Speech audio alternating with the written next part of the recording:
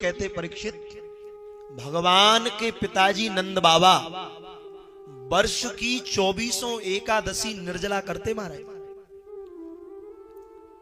निर्जला एकादशी करते हैं। और आज प्रातः काल एकादशी के पूर्व की रात्रि में दैत्यों के द्वारा आज जब माया का प्रभाव फैलाया तो महाराज ऐसा लगता है जैसे प्रातः काल हो गई। उन्होंने वस्त्रों को उठाकर यमुना स्नान करने के लिए बढ़े तो आज भोर नहीं है, मध्यरात्रि है। और मध्यरात्रि के समय में जब जा रहे हैं, एकादश्याम निराहारा समव्यर्च जनार्दनमा स्नातुम नंदस्तु कालिंद्या द्वादश्याम जलमाविशत। भोलेनाथ आज एकादशी और रात्रि में जाकर जैसे ही डुबकी लगाई तो महाराज रात्रि में वरुण के दूतों ने पकड़ लिया। और जैसे ही वरुण के दूतों ने पकड़ा उसी समय सुखदेव जी कहते हैं सीधा भगवान के वरुण लोक को ले गए। एक नन्हा सा सखा दौड़ा दौड़ा आया, लाला लाला मैंने बाबा को देखो जमुना जी में डुबकी लगाई, मैंने लगायो भयो तो देखो पर बाबा को निकर तो भयो ना देखो। ठाकुर जी दौड़ कर जाते हैं और भगवान जब दौड़े दौड़े चले जा रहे तो सुखदेव जी कहते हैं भगवान ने श्याम सुंदर यमुने महारानी में डुबकी लगाई और यमुना के मार्ग से भगवान सीधे वरुण लोक पहुंच गए। और जो वरुण लोक पहुंचे उसी समय प्राणनाथ वरुण ने खड़े होकर भगवान का आदर किया है। प्रभु आज आप कृपा करके आए, क्या बात है। भगवान आज आवेश में कहते हैं वरुण तुमने मेरे पूज्य पिताजी को बंदी बना लिया, तुम्हें एक बार ये बोध नहीं था ये मेरे पिता है। वरुण जी हाथ जोड़कर कहते हैं ये तो हमें पता था, ये आपके पिताजी हैं। पर बोले सरकार एक बात बताओ, कानून सबके लिए अलग अलग है क्या? अलग अलग नियम है क्यों? शास्त्र की मर्यादा है जल के मध्य में अर्धरात्रि में स्नान करना शास्त्र के विपरीत है, शास्त्र निषेध कर रहा है। क्यों? महाराज जी सूर्य अस्त की 2 घड़ी के बाद किसी सरोवर में किसी पवित्र नदी में और जलाशय में स्नान नहीं करना चाहिए, ये शास्त्रों का वाक्य है। और प्रातः जब ब्रह्म वेला लग जाए तब ये जीव स्नान का अधिकारी होता है। और तुम्हारे पूज्य पिताजी ने आज अर्धरात्रि के मध्य में डुबकी लगाई। जब जल के देव शयन कर रहे थे उस शयन के काल में आज डुबकी लगाई। तो नाथ एक बात बताओ, मैंने अब आपके बनाए हुए विधान का पालन किया है, मैंने आपकी मर्यादा को तोड़ा नहीं। क्यों?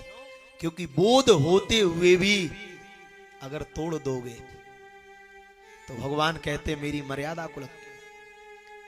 क्योंकि भैया बोध है और बोध होकर भी अगर अपराध करोगे तो ठाकुर जी क्षमा नहीं करेंगे।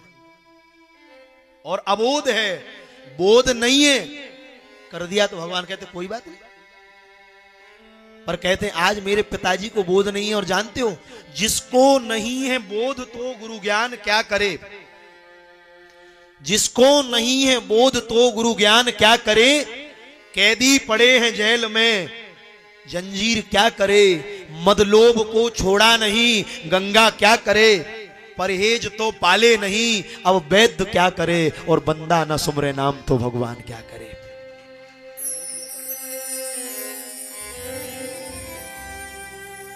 क्षमा करना आज बोध नहीं था।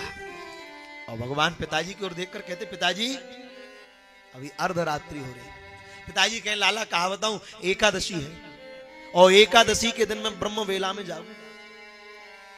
और भैया ध्यान रखना व्यक्ति जब प्राणों को छोड़कर जाता है, महाभारत के शांति पर्व में लिखा है जब ये शरीर यहां से इस लोक की यात्रा को पूर्ण करके उस लोक को जाता है तो सबसे पहले महाराज जी पूछा जाता है धर्मराज की सभा में कि इस व्यक्ति ने अपने जीवन में एकादशी करी कि नहीं। ये पहला ही प्रश्न पूछा जाता है। ये महाभारत में स्वयं महर्षि वेदव्यास ने लिखा है महाराज, और पद्म पुराण में भी लिखा, नारद पुराण में भी लिखा।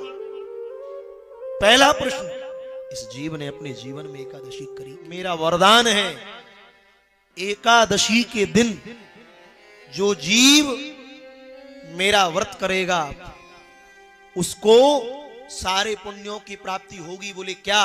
बोले सूर्य और चंद्र ग्रहण में स्वर्ण मुद्राएं दान करने से जो पुण्य मिलेगा, केदार खंड में जल पान करने से पुनर्जन्म नहीं होता, जितने प्रकार के व्रत हैं उन सबको करने से जो पुण्य मिलेगा, एकादशी में वरदान तुझे देता हूं कि वो सारा का सारा पुण्य जीव को एकादशी करने से मिल जाएगा। ये मेरा वरदान है तुझे। आज जब इस महिमा को सुना कि मैं एकादशी करने के लिए प्रातः काल स्नान करने जा रहा था, तो वरुण ने हाथ जोड़ लिए, भगवान क्षमा करना। क्यों? अजानता माम केना मूढ़ेना कार्य वेदिना